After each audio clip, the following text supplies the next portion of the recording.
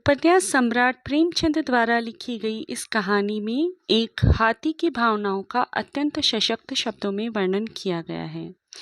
जीव जंतु भी हम मनुष्य के व्यवहार से उतने ही प्रभावित होते हैं जितना हम।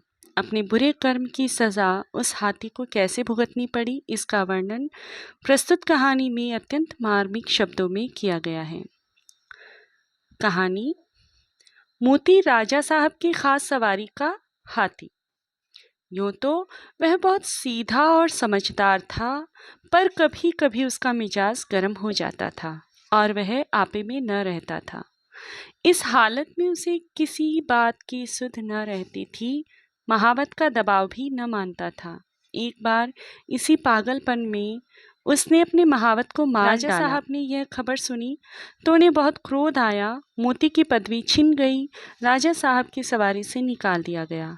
कुलियों की तरह उसे लकड़ियां ढूंढनी पड़ती, पत्थर लादने पड़ते और शाम को वह पीपल के नीचे मोटी जंजीरों से बांध दिया जाता। रातिब बंद हो गया। उसके सामने सूखी टहनियां डाल दी जाती थी और उन्हीं को चबाकर वह भूख की आग बुझाता। जब वह अपनी इस दशा को अपनी पहली दशा से मिलाता तो वह बहुत चंचल हो जाता। वह सोचता, कहाँ मैं राजा का सबसे प्यारा हाथी था और कहाँ आज मामूली मजदूर हूँ। यह सोचकर जोर जोर से चिंघाड़ता और उछलता। आखिर एक दिन उसे इतना जोश आया कि उसने लोहे की जंजीर तोड़ डाली और जंगल की तरफ भागा। थोड़ी ही दूरी पर एक नदी थी। मोती पहले उस नदी में जाकर खूब नहाया, तब वहां से जंगल की ओर चला। राजा साहब के आदमी उसे पकड़ने के लिए दौड़े, मगर मारे डर के कोई उसके पास न जा सका। जंगल का जानवर जंगल ही में चला गया। जंगल में पहुंचकर वह साथियों को ढूंढने लगा। वह कुछ दूर और आगे बढ़ा तो हाथियों ने जब उसके गले में रस्सी और पाँव में टूटी जंजीर देखी तो उससे मुंह फेर लिया। उसकी बात तक न पूछी। उनका शायद मतलब था कि तुम गुलाम तो थे ही, अब नमक हराम गुलाम हो। तुम्हारी जगह इस जंगल में नहीं है।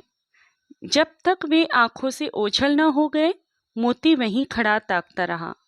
फिर न जाने क्या सोचकर वहां से भागता हुआ महल की ओर चला। वह रास्ते में ही था कि उसने देखा राजा साहब शिकारियों के साथ घोड़े पर चले आ रहे हैं। वह फौरन एक बड़ी चट्टान की आड़ में छिप गया। धूप तेज थी। राजा साहब जरा दम लेने को घोड़े से उतरे। अचानक मोती आड़ से निकला और गरजता हुआ राजा साहब की ओर दौड़ा। राजा साहब घबरा कर भागे और एक झोपड़ी में घुस गए। जरा देर बाद मोती भी वहां पहुंचा। उसने राजा साहब को अंदर घुसते देख लिया। पहले तो उसने अपनी सूंड से ऊपर का छप्पर गिरा दिया, फिर उसे पैरों से रौंदकर चूर चूर कर डाला। भीतर राजा साहब का मारे डर के बुरा हाल था। जान बचने की कोई आशा न थी। आखिर जब कुछ न सूझी तो वे जान पर खेल कर पीछे दीवार पर चढ़ गए और दूसरी तरफ कूदकर भाग निकले। मोती द्वार पर खड़ा छप्पर रौंद रहा था और सोच रहा था कि दीवार को कैसे गिराऊं। आखिर उसने धक्का देकर दीवार गिरा दी। मिट्टी की दीवार पागल हाथी का धक्का क्या सहती।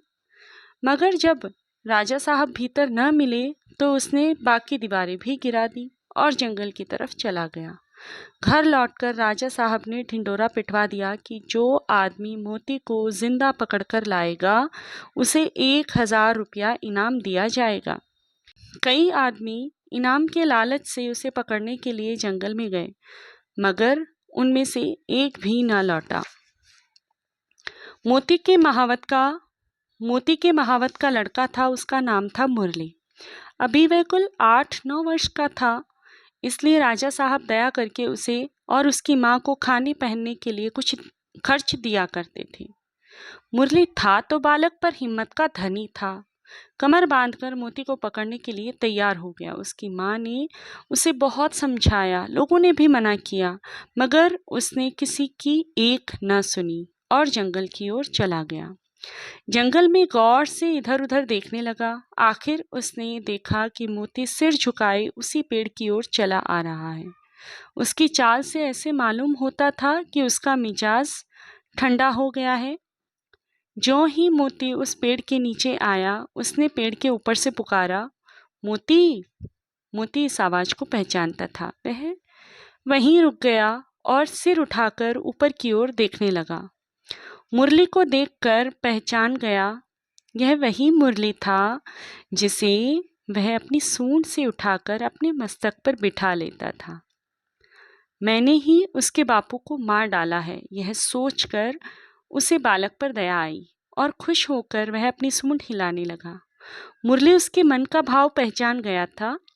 वह पेड़ से नीचे उतरा और उसकी सूंड को थपकियां देने लगा। फिर उसे बैठने का इशारा किया। मोती बैठा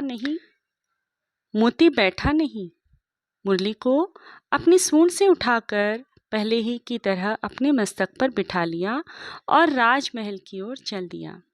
मुरली जब मोती को लिए हुए राजमहल के द्वार पर पहुंचा तो सबने दांतों तले उंगली दबा ली। फिर भी किसी की हिम्मत न होती थी कि मोती के पास जाए। मुरली ने चिल्लाकर कहा, डरो मत, मोती बिल्कुल सीधा हो गया है। अब वह किसी से कुछ न बोलेगा। राजा साहब भी डरते डरते मोती के सामने आए।